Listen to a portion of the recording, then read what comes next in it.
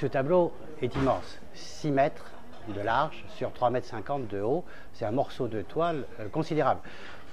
Important d'ailleurs puisque pour le peindre, Nicolas de Staël a dû abandonner son atelier qu'il avait sur les remparts à Antibes et on lui avait prêté une tour qui était une tour de guet qui servait aux batteries militaires sur le cap d'Antibes, de façon à ce qu'il puisse monter son châssis de 6 mètres sur 3,50 m dans cet espace. Donc sur cet énorme espace, il n'a pas peint, je sais pas, un paysage comme l'aurait fait Gauguin, quoi, ou une scène mythologique comme l'aurait fait un peintre du 19e siècle, ou un récit de bataille comme l'aurait fait Gros. Non, il a pas quelque chose qui est malgré tout relativement intime, c'est-à-dire 2 instruments de musique. Alors, c'est pas n'importe lesquels. C'est un piano de concert et c'est une contrebasse. Et il a placé cette grande contrebasse stylisée sur la droite, ocre, et ce piano à queue de concert noir sur la gauche. Au milieu, on a une multitude de lutrins sur lesquels sont placées des partitions blanches, quelques-unes sur lesquelles on peut apercevoir des potes déportés. Et puis, il y a surtout ce fond vermillon énorme qui mange tout ce tableau. Voilà. Alors, voilà le tableau, le dernier tableau, l'ultime tableau de Nicolas de Staël.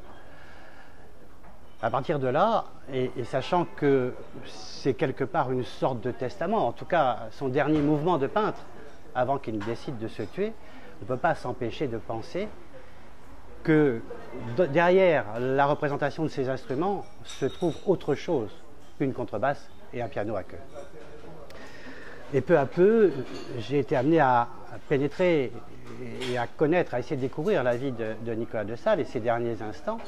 Alors certes, il est monté une semaine avant, une dizaine de jours avant son suicide à Paris pour assister à un concert, mais ce n'est pas suffisant. Et en plus, aucun de ces instruments n'était systématiquement dans les morceaux qui ont été représentés à Paris au Théâtre Marigny lorsqu'il était à ces concerts.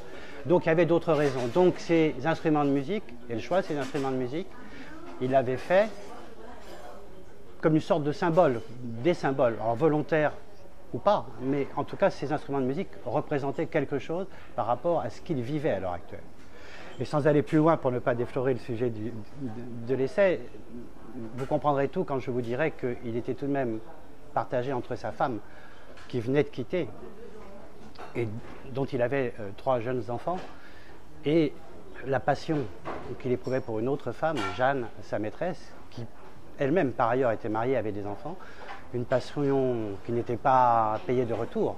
Et ce slave excessif, irrationnel qu'était Nicolas de Staël, vivait véritablement très mal cette passion et ce déchirement. Et sans doute en trouve-t-on les traces dans ce tableau, ne serait-ce d'ailleurs que cet énorme fond vermillon.